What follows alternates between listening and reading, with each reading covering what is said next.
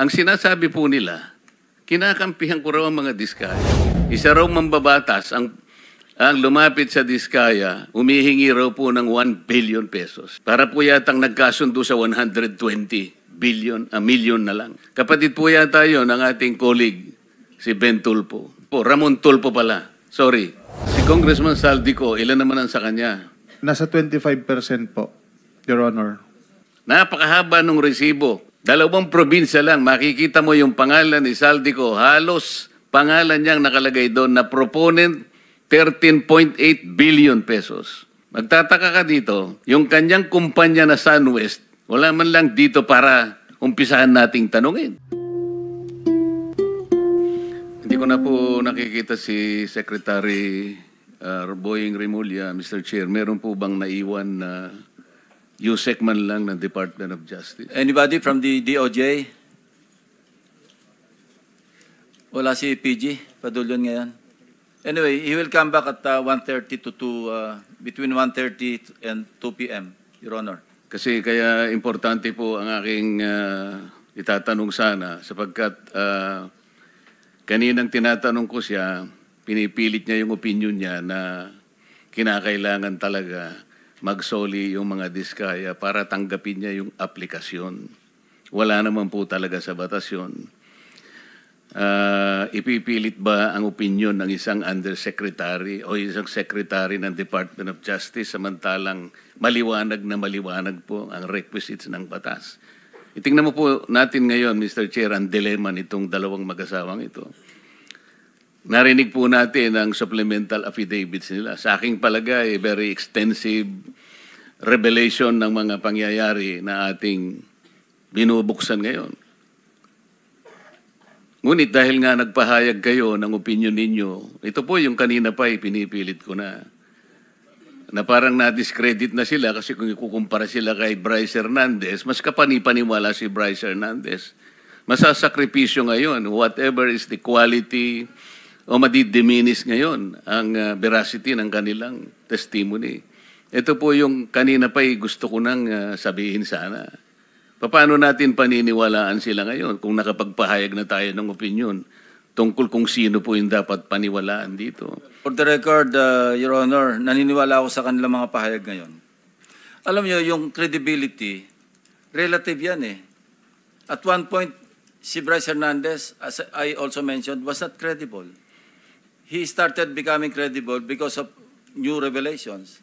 Afterwards, he may not be credible again. Relative po yan eh. Kaya po, wala pong cast in stone na credibility, walang cast in stone, especially in a hearing like this.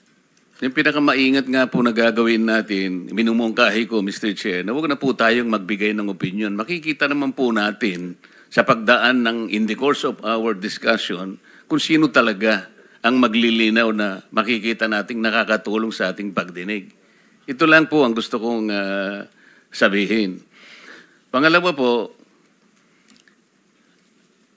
ang mga diskaya lamang ang unang nagbigay ng sworn affidavit nung i-float ko po yung paraan na maaaring makatulong sila ng higit sa pagtuklas natin kung sino talaga yung mga proponents. Wala namang iba eh. Sila yung nakipag-unahan.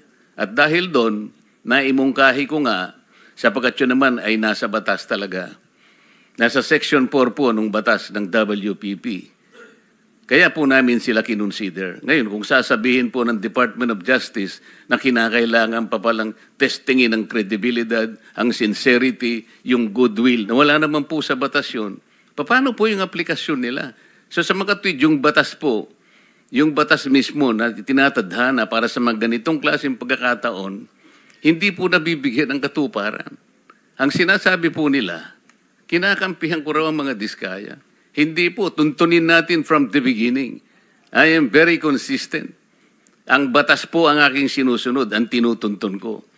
Meron po kasing isang taong nagsabi, nag-intriga, nagpalabas ng kung anong klaseng intriga, na ako raw po, o maring hindi ako, isa raw mambabatas ang lumapit sa diskaya, humihingi raw po ng 1 billion pesos. Para po yatang nagkasundo sa 120 million na lang. Isip-isipin po ninyo, Kapatid po yata yun ng ating colleague, si Ben Tulfo. So ngayon po, ang dami nagsasabi na baka ako yun. Sa akin lang po, okay lang yung magpalabas sila ng ganun eh. Basta may maniwala lang sana na mas maraming tao na hindi totoo ang sinasabi. Para sa akin, okay na po yun eh. Mr. Diskaya, meron bang pagkakataon ako nagpahaging sa iyo ng kahit ano pa? Your Honor, wala po. Wala po talaga. Saan ang galing yung binanggit ni Ben Tulfo na merong isang mambabatas? Your Honor, wala po akong idea, Your Honor. Hindi po Ben Tulfo, Ramon Tulfo pala. Sorry. Your Honor, wala po akong idea, Your Honor, kung saan po nanggaling.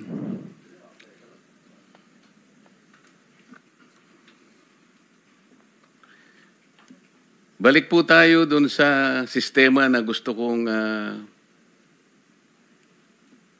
maging daan para maayos natin sa pamagitan po ng pagdinig na ito. Secretary Bunuan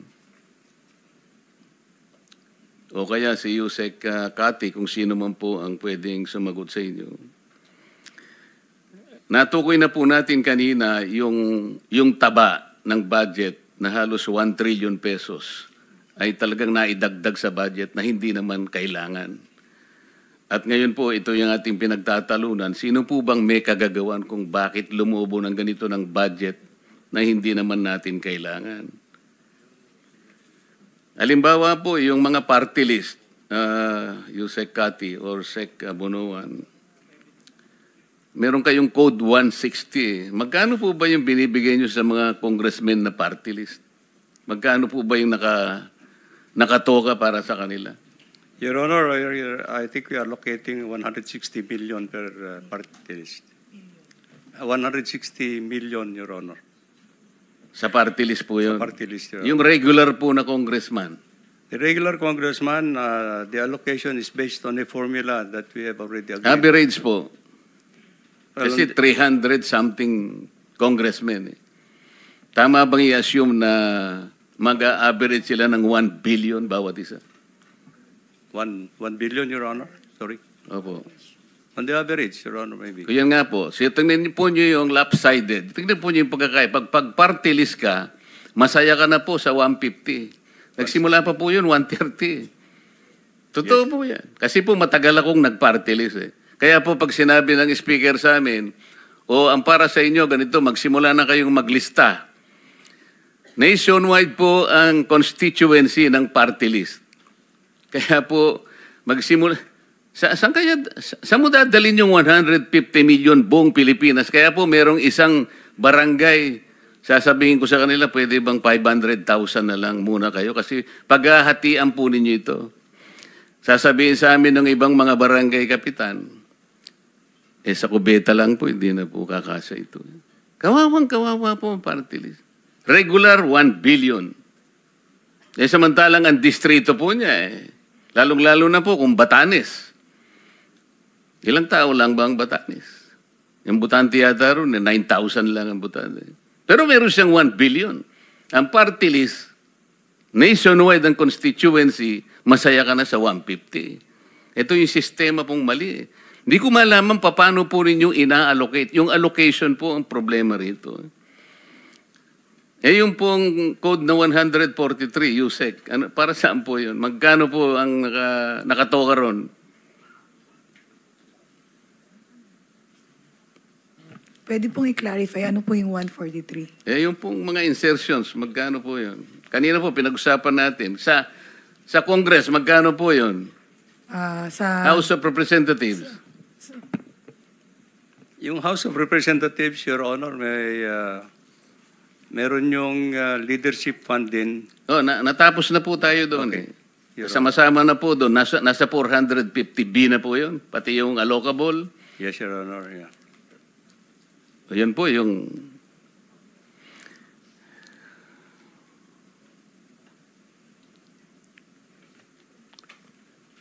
Mr. Bryce Hernandez, para naman hindi naman ako masiro, gusto rin kitang tanungin. Kahit sinabi ng chairman nung isang nakaraang pagdinig na na-exasperate na sa'yo. Sinabi sa'yo, incredible ka talaga. Kasi hirap mo talagang paniwalaan. Pwede mo bang bigyan kami ng estimate sa flood control projects lang, 2023 to 2025, magkano yung value ng lahat ng flood control projects sa Bulacan? Sa distrito mo lang, yung first engineering district. Mabilis pong computation siguro. More or less po, kung 10 billion po yun, ang total na halaga lang po talaga nun is mga 3 billion lang po, Your Honor. Kasi yun lang po talaga yung ginagamit nating pang budget para sa construction po mismo. Sino po ang... Nagbanggit ka kasi ng dalawang kasama namin dito. Ibig mo sabihin, walang mga congressmen na involved? Meron po, Your Honor. Nabanggit ko na din po kanina, Your Honor. Wala kasi ako kanina. Pwede mo bang ulitin? Ang sinasabi kong involvement, yung katulad na binanggit mo sa dalawang kasama namin dito, humihingi rin ng porsyento. Opo, Your Honor. 25% po. Sino-sino sila? Si Kong Zaldi ko po. Hindi, sa Bulacan ang sinasabi ko. Nabanggit mo na si Saldi kanina. Isa mismong first engineering district ng Bulacan. Your Honor, ang kausap po, ang Congress po namin doon nung 2022-2025, si Kong Boy Cruz. Kaya nga, sila rin ba ay ganun din ang patakaran, kumukuha rin, kagaya na sinasabi mo sa dalawang kasama namin dito? May pag-uusap po sila ni Boss Henry. Alam mo rin yung pag-uusap kasangkot ka rin Magkano nga? 30? Hindi po, Your Honor. Ang Magkano? alam ko po, 15 to 20% lang po. Sino-sino sila? Yung congressman po na nung panahon pa yun, no 2022, si Kong Diche Pancho po, tsaka si Kong Boy Cruz po. 23, 24, 25. Sino-sino sila? Yun po sila po, Your Honor. Sila po ang congressman dun sa panahon na yon, Your Honor. Sino ba yung congressman ng First Engineering District? Hindi mo kilala?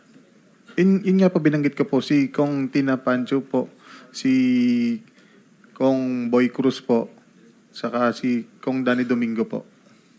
Sila po. Silang tatlo lang Sila lang po ang congressman po namin. ng First Engineering District. Yes po, Your Honor. So sila, 15 to 20, paano yun? Opo, parang gano'n po, nasa 15% po to 20%. Pero doon po pumapasok din yung nabanggit po ni Congressman Toby Chanco na meron pong yung mga bumababa po sa lugar nila na wala silang idea, basta bumababa na lang po, doon po yung meron pong parking. So si Congressman Saldico, ilan naman ang sa kanya? Nasa 25% po, Your Honor. 25% ng how much? Kung magbaba po siya Kanina ng... sabi mo, 3 billion, di ba? Opo, kung magbaba po siya ng 1 billion, that's 250 million po, Your Honor. Sinabi mo na kanina, yung total sa First Engineering District, 2 billion pesos. 3 billion pesos, kamo. Example lang po yun, Your Honor, na yun lang po yung magagastos sa actual construction po, Your Honor. For example, na 10 billion po. Pero ang magagastos, Ang magagastos lang po talaga sa actual na pagpapagawa ng proyekto is kung 10 billion po yung budget, nasa 3 billion lang po. I think matitira 7 billion. Yun po doon po pumapasok yung mga iba-ibang gastos, Your Honor. Kasama na po yung proponent. Ilan nga yung gastos para sa proponent? Yun ang malaki. Opo, Your Honor. Ilan sa 7 billion ang para sa proponents? Yun po, 25 to 30% po. Magkano nga yun? 2.5 to 3 billion po, Your Honor. 2.5 to 3 billion? Yes po, Your Honor. Opo. Of 7 billion. Hindi po. To 25 to 30% of 7 billion. Kaya nga 3.5, 2.5 to 3.5. Your Honor, hindi po kasi, ano po, ang titingnan po kung magkano po yung ibinabang budget sa appropriation, for example po, 10 billion, kukunin po dun sa 10 billion yung 30% po. So, that's 3 billion po. Yun po yung proponent po. Sa buo. Opo, Your Honor. So yung proponents, 3 billion. Opo, in short, 30% po kung magkano po yung ibababa. Hindi tayo nagkakaintindihan. Gusto ko kasing makwenta ilan lahat ang napunta sa mga proponents na sinasabi mo. Sabi mo, merong congressman, tapos sinama mo si Saldico, tapos meron ka sinabi ritong dalawa sa amin. Ilan ba yon sa kwenta mo? Your Honor, ang congressman po na regular namin, iba po sa party list. Magkakaiba po sila, hindi po sila pare-parehas Kaya ng nga, gastos. ilagay mo na lang kamo. Sinabi mo nga 15 to 20% eh. O ilan sila? 3, 4, 5? Ilan ba? Bali, regular na congressman po namin 3. Tapos may mga iba, marami pong nagpapababa ng pondo sa amin, Your Honor. Iba-iba po. Hindi lang po senador at party list. Kaya nga gusto ko lang bigyan mo kami ng idea magkano talaga between 2023 to 25, sinabi ko na sa iyo, ang napunta sa mga proponents lang para magkaroon kami ng idea kung magkano ang nawawala. Your Honor, wala po akong exact figure kasi kung magkano po ang napuntang bobang budget 2022 to 2025. Kaya po nagbibigay po ako ng example na kung ang bumaba po doon is 10 billion, 30% po approximately ang napupunta sa proponent po. Naiintindihan ko yun eh. Kaya nga, kwentahin natin magkano nga lahat ang napunta sa proponents using your own example. 3 billion po, Your Honor. Lahat na? Yes po. Lahat na? Approximately, Your Honor, ganun po. Paano natin ngayon kukwentahin yon? Kasi, alam mo, narinig ko si Chairman sa isang privilege speech niya, 2023 to 2025, yung pinanalo nyo sa nilustay yung pera sa casino, 2.1 billion yata. Okay? Si Boss Henry po. Hindi, bali sa privilege speech ni Chairman, Apo. 2.1 billion na yung inyong ipinatalo. Okay. Ngayon, sa proponent, sabi mong ganyan, 3 billion. Apo, for example lang po yan.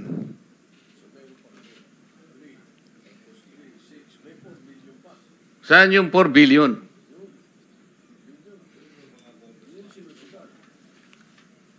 Ha? Okay lang po ba ipaliwanag ko yung detailed na ano po? Kanina ay mong paliwanag ng detail, ngayon nagpapaliwanag ka ng detalye. Kinukwenta ko lang kasi. Apo. Kahit pa paano natin kwentahin, imposible. Pagkatapos sasabihin, ikaw ang most credible.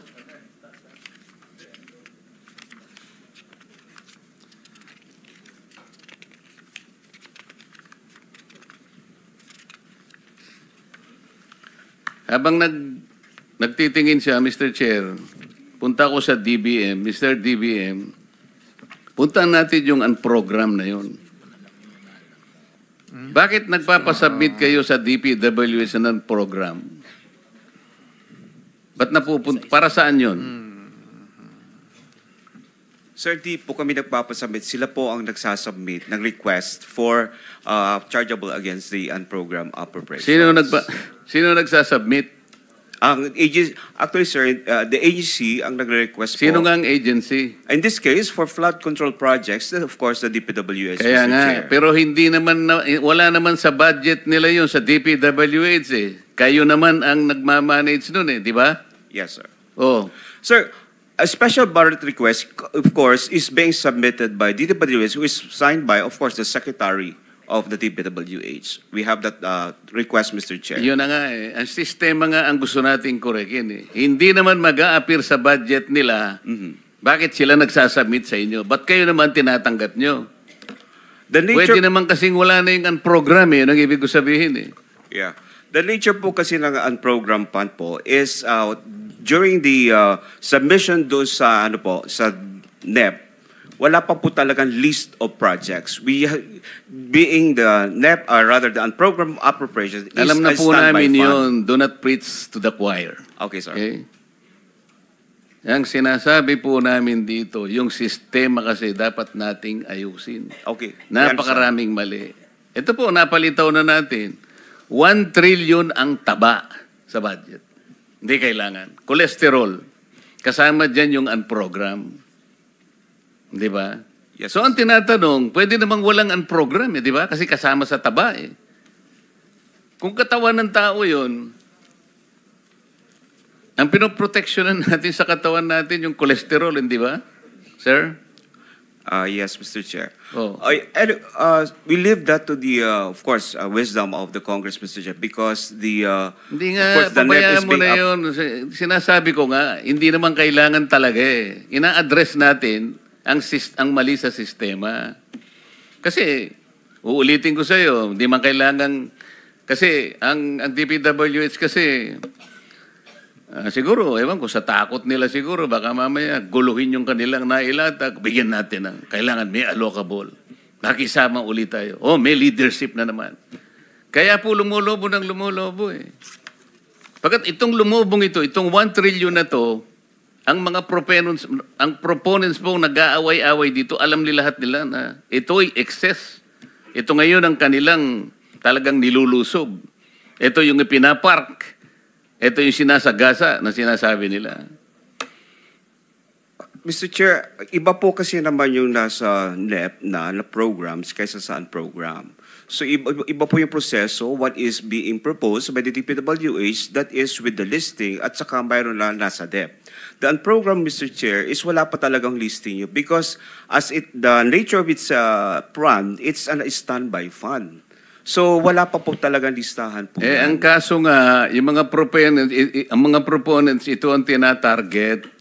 Hindi ba? Okay. So in that case, Mr. Chair, it's not with us, the DBM, because it emanates from the Congress po kung ano yung nilalagay po doon sa nililipat nila sa Yun nga yung hinahanap po yun. natin, yung mga proponents. Ito, sinabi na ni Bryce, si Saldico, isa sa promoter. Sinabi rin ng Diskaya, lumabas din ang mga pangalan, 17 congressmen. Nabanggit din si Saldico doon at si Speaker Martin Romualdez. Di umano, sinabit nung dalawa sa kanilang sinabi. Tama? Yes, Mr. Sa Chair. isang araw, pumunta rito si si Representative Toby Chanco, isinegaw niya rin ang pangalan ng Saldico at nag-produce siya ng resibo. Napakahaba ng resibo. 2 probinsya lang, makikita mo yung pangalan ni Saldico. Halos pangalan niyang nakalagay doon na proponent 13.8 billion pesos. Magtataka ka dito, yung kanyang kumpanya na SunWest, wala man lang dito para umpisahan nating tanungin. Di ba kayo nagtataka kung bakit gano'n? Di ko sinasabi na hindi natin tanungin kung sino-sino. Meron dyan na, anong pangalan mo? Sims ka ba? Merong Diskaya, merong kung sino-sino. Pero yung pinaka-promotor, yung SunWest, na binabanggit ng lahat na, di ba natin siya tatanungin? Yan ang gusto kong bigyan ng diin dito.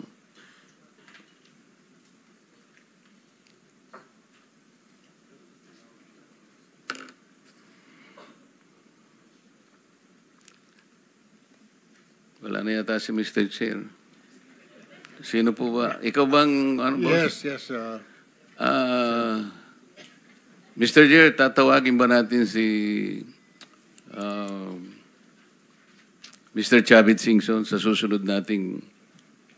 We will advise that to the chairman. Mr. Chair, kailangan siguro sapagkat siya din ay nagsiwalat. Hindi natin alam kung ano yung nasa likod ng kanyang pagsisiwalat na yun. Pero kailangan natin siguro na pakinggan din yun.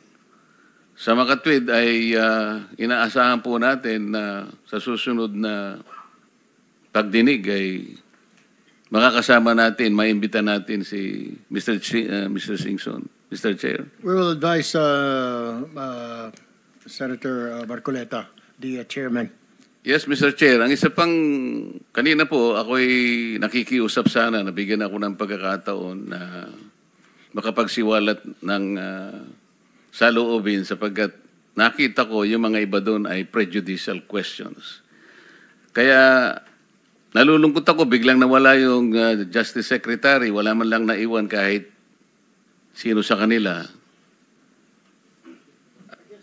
Babalik naman yun, alas 2 ngayong hapon, si Justice Secretary, kinuha lang yung sinumpaang salaysay ni Mr. Alcantara. But they will definitely be back here by 2 o'clock. Sana may makabalik naman siya. Kasi ang isang isusunod ko sana na isang prejudicial issue bago sana tayo magsimula kanina pa.